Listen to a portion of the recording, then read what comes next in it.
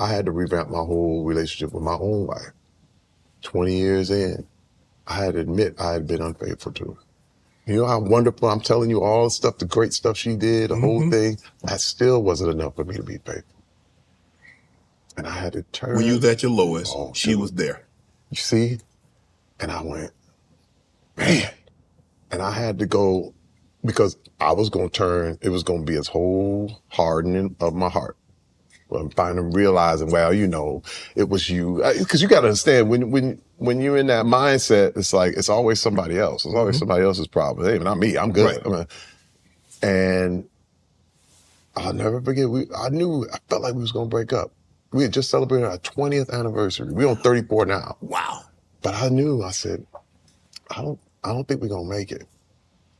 But the thing is, there were things I never told her.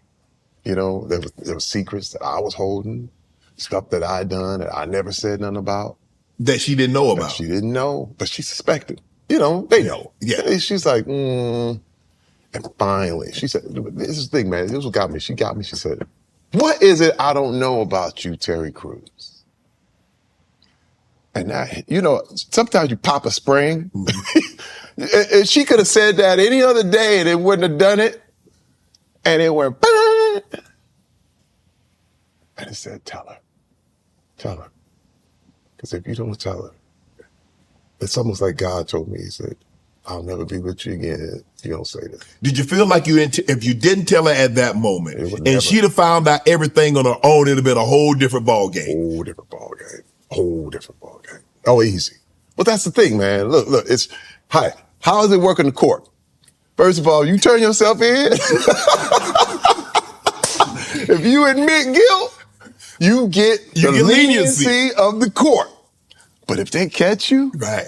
If you talk about take it to trial, you got to get the full, you got to get the harshest sentence. Oh, bam! That gavel come down hard. And I said, this is what happened. Obviously, as you're explaining, you're telling her some of the transgressions that you've had that she didn't know, she suspected. And I'm sure there are tears starting to flow. Yeah. And that's starting to break your heart because she was there when no one else was. Yeah. She knew you at your lowest and she picked you up so you could be at your highest. And now you got to tell her, baby, I'm not the man that you thought I was. Hey, man, there ain't no kind of pain than hurting the one who loves you the most. That's a whole nother level of pain. I mean, you can be kind of cruel to people you don't really care about or whatever, but somebody who's always down, who never disappointed you, is always, and I look at my wife right now and I'm like, wow, you gotta understand, man, like knowing, there were times I would come home and she'd be in tears and I know it was because of me. You know what I mean? And that hurts a woman. I mean, that's to the core. And I remember just going, I have to do anything and everything. But this is the thing too. I realized running doesn't help.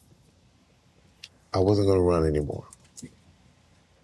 And I said, I just have to acknowledge and I got to make amends. And now, whether she stayed with me or not, that's up to her. And this is the thing, that's why I never looked. So you did what you did. It actually wasn't for her, it was for you, because it was eating you. Yeah. It was killing. You was dying slowly inside. Yep. Oh yeah. I mean, you're living a lie. You know. Hey man, you know when you're lying. Yes. You know what I mean? You know when you tell it, and then all of a sudden it just all come down. I didn't want to live in a lie anymore. And dude, this is the thing, man. What I like to call it is a whole person. Because what happens is you have a double life. You literally like one way this way, one way that way. Man, and that's a whole nother level of stress. When you got to be two people all the time. Which lie did I tell? Right. Let me say, I used to be like, why don't you believe me? But the real question I should have been asking was, why am I lying? Why aren't you telling the truth? Shannon, dude. Listen, when someone's with you for that long, they know you, bro. Yeah. You're basically a teenager. She done been your late teens, your 20s, your early 30s. Right. We grew up together. Yeah. But see, this is the thing. She gave me all that time because she always was suspicious. You know, she was suspicious and she just sat in her way like, is he going to tell me? She was always giving me the benefit, always sticking there anyway. And dude, but I have to say this, the happy ending is literally after that 20-year point when we almost broke up, we got closer than ever. And I mean, the next 14 have been beyond belief. Like, cause I'm a whole person. Right. Like, ain't no lies, ain't no nothing. It's like, this is what it is. And that's the thing, man. It's like, one thing I want everybody to know about me is that I'm not Hollywood. And when you look at the term Hollywood, I want people to know that I'm human. This is one reason why I say these things. Simply because, people go out and they're like, the whole desire is to be looked at like, oh, you're a superstar, you're this and this, you're infallible. Nope. People are like, man, you said some stuff that got offended me. I know. Man, you hurt my feelings when you've been in it. I totally understand. That's me. Mm-hmm. I did that. You know what I mean? There was a lot of people mad at me for different things, different reasons, and I totally upped up. When I spoke and I should have shut up. And I look back and I go, man, I'm sorry. A lot of times I have to acknowledge that, but a lot of times you have to acknowledge that there's some people just not going to like you. Yeah. And understand that too.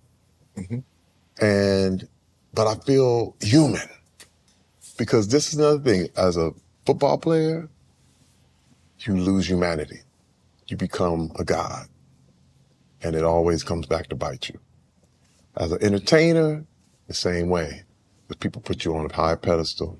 Oh, he's never this, no. Hey, man, we all human. Right. Big time. Right. And that's why I want to always keep out there. You mentioned their wives staying together after there's some infidelity on your part.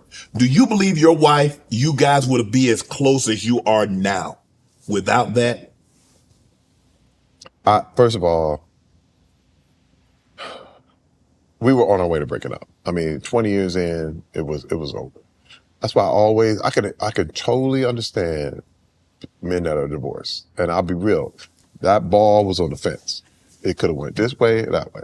Did you start to succumb to the temptation of Hollywood? Yeah. Oh, yeah. I mean, first of all, I had nobody who would tell me, everybody was telling me I was great. Man, oh, man, don't worry about that, man. Oh, she tripping. You know what I mean? Right. Anybody, I was like, oh, really? They're like, oh, man, look, you got money, you got this, you pay, what more she want? You see, notice, that's people who don't live with her. It ain't nowhere in your circle. Man, she tripping. And I'm going, and you listen to that? But I wasn't hearing her. Right. And I wasn't hearing her heart. And the thing is that the deal is, can she have secrets? And would I accept that? You see what I'm saying? Mm-hmm. See, just flip the script. Right. That's all you got to do. Yeah. I tell people, man, it's so crazy. For me, it was one of them things where I had to just flip it for a minute and go, I'm not being fair to her because she don't know the real me. And the thing is, I always felt like if she found out the real me, she'd leave. And then in a way, it was kind of like, see, yep, now you know the real me and now you want to leave. And she was like, no, in fact, I want to stay, but I gotta go.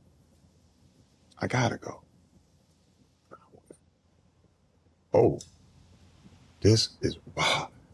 And then I started to go to therapy. Now, I'm coming out of football. They telling me all this stuff. I'm like, this ain't me. This crazy. This and I realized, it was me. Mm-hmm. It was me, bro. Lots of this stuff.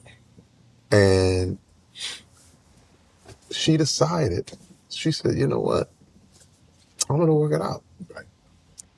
And I told her, I said, I understand if you didn't, but I am a new man, and I'm going to show you. The man that you thought you were marrying, I'm the him now. Yep. And I spent the last 14 years doing that. And we closer than ever. I read you had to pawn your ring, your wedding band several times. You had friends. And that happens a lot because everybody has advice on what you should be doing that's not married. Yeah. You got friends that not bad. Man, if I had all that money, that fame, I ain't gonna be listening to that. She got a nice car, got a big home, yada, yada, yada. Yeah. Bro, but you not married. I ain't taking advice from somebody that's hanging out every night because we're at two different places. Right. It's amazing how people who ain't where you at got all the advice in the world. Until you now when you get there, they go, wait, whoa. No, I gotta go home. I gotta go home. Come on, man. But now you talk about when I was married and you weren't, you wanted to go kick it. You see what I mean? Look. First of all, I just realized more than ever, and this is the thing too, because again, at 55, it's different than 25. Absolutely. You know, I've lived long enough to see people get it, win it, lose it. And you go, damn. Ooh. You start to see the results. You know what I mean? Man, we call winners way too early, Shannon. Yes. Everybody, he won. He won. Wait a minute. You give it just two more years and we'll see. Wait, give it 10 more years. Mm-hmm. Give it 15 more years. Again, it's not how you start. It's how you finish. And I said, man, first of all, you can be an adult prodigy. Think about it. Everybody think about a prodigy as just a kid that knows all the math and they go, that's the kid. No, it's the cat that's 60, 70. Right. That's like, now I know. But wisdom and like that is not really valued in our society. So you got to be 18. Right. You know what I mean? Your wife color is always is a subject that's brought up. Mm-hmm. For the record, she's black, correct? She's black, yes. Black mama, white daddy. And been raised like that. But again, just because she don't have that kind of look. Right. But her mama's black. She's from Gary, Indiana, bro. My wife was Miss Gary, Indiana, 1984. And the Gary, Indiana is like Flint. Yes. Ain't nothing but black people. And she was raised in black culture. Right. See what I'm saying? So it wasn't like she was raised in the outskirts. How has she been able to deal with that for the better part of 40 years since she's met you? How have you been able to deal with that? Because I know you hear it all the time. I bet you know, he got a little money, he go get him a white woman. Right. But she knows that. And that's the thing we got to understand. Even in Gary, they knew. The problem is, in Gary, they knew she was black. Right. Because they saw her mama. Right. And mama go to school and they go, oh yeah, shit. And she got black friends. But when we go to a new town, they're like, oh, she's a white woman. I say, no, she's Obama. Right. Okay. But we also have dealt with that. I'm just saying, it's one of them things where we went to join a church down here and people say, oh, this white woman, gonna bring this white woman in this church. And it's like, but if you got that attitude, that might not be the church we want to get into. Correct. You know what I mean? Right. But we already used to it. But we're not nothing to prove. And this is another thing, and this is what I admire about her, is that it never bothered her. She was like, I love black people. And even if some of them feel that I'm white, she said, I understand it. Wow. And it's deep to me. Mm-hmm. And that's the way I had to start thinking. Mm-hmm. Because I would get angry. Absolutely. But to watch her, the way she dealt with things peacefully, like, I'm not going to go there. You know what? That's the trauma that they had to deal with. And I understand it. And I go, wow. But I love them anyway. I love that. Want to join Club Shay Shay? Become an official member by hitting that subscribe button, where you never know who's going to be joining us for drinks and conversation. Don't be late to the party because we like to do something before 2 something.